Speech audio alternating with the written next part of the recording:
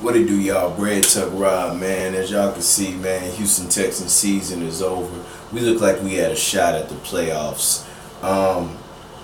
We needed Kansas City to win, which they did, and we needed the Browns to win, which they were. But then Baltimore came back and beat them. But shout out to these Houston Texans. All we could do was do what we needed to do, man, and we looked good in the game, man. J.J. Watt had a safety. Foster had a touchdown. My boy Dre got in the end zone. I love to see Dre in the end zone, man. Shout out to Dre. My defense was stiff. We didn't allow anything until late. Case Keenum came in. He did a great job, and shout out to him. Because, in the beginning of the game, he started off just firing off the Dre. Like, the thing I like about Case Keenum, he realizes that he has a Hall of Fame receiver, lined up with him. So he's going to utilize that Hall of Fame receiver. Same way that your boy Matthew Stafford uses Megatron. That's how he's supposed to use Andre Johnson.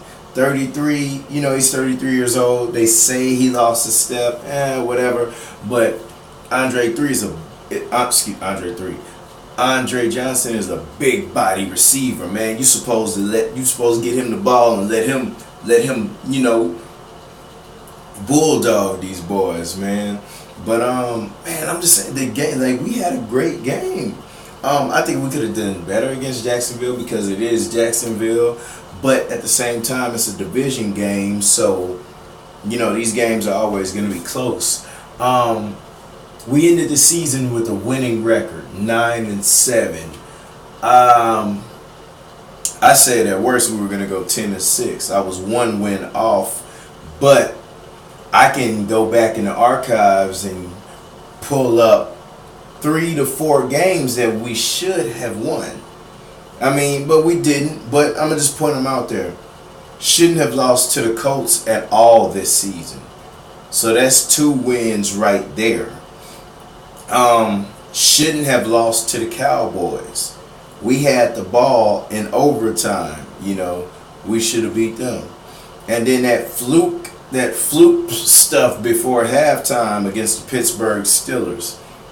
That's 4 games right there, man, where we could easily be, what would we be, 9, 10, 11, 12, 13-3? 13-3? But, that's neither here nor there. We're 9-7. And we were hurt at the quarterback position all year. Well, not all year, but towards the end of the season. You saw Ryan Fitzpatrick in there. You saw Ryan Mallett in there. You saw Tom Savage in there. And then you saw Case Keenum to end the season. And it's funny because as well as Case Keenum has played, now you got to throw his name back in the mix when it comes to that, who's going to be the Texans quarterback. But I would say leading it is probably going to be, most likely going to be Ryan Mallett and Case Keenum.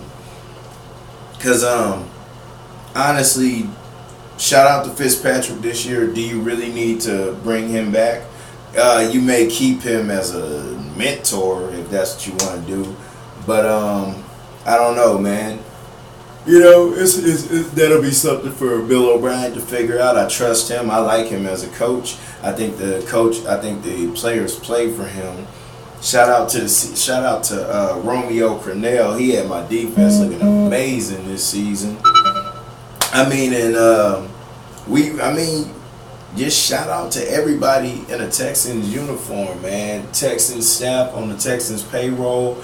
I think we're getting a new GM this year. I saw on Bleacher Report that Rick Smith is going to get promoted or something because they like him, and that GM spot's going to be open. So Bill O'Brien's going to have say and input on who our next GM is. But that's what it is, man. We looking forward to next season because that's just the position we in, man. Playoffs starting next week. We not in it. But shout out to my Houston Texans, hard-fought season. And that's just what it is, man. Bread Tuck gang, Bread Tuck Rob forever. Houston Texans forever. H-Town forever. Y'all mucho. Take it easy. See you next season.